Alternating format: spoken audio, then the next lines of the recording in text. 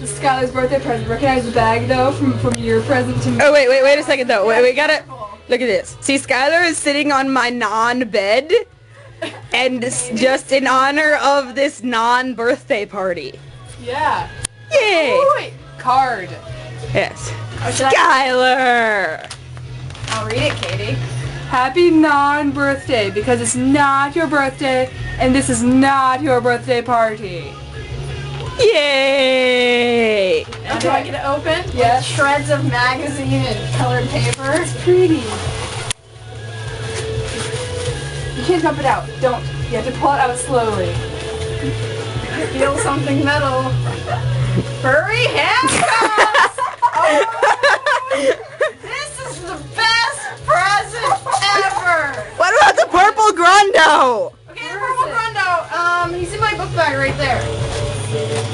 Dude, Katie, I brought Kirsten's present for her. Eee! You're gonna get more though. Eee! Asshole. The phone's ringing. I'll answer. Maybe we should turn. It's my brother. It's probably better if you don't. Look at the fuse Hello? drink that I got. Hang on a second. You gotta take the phone. Okay, I'll take the phone. Camera, not phone.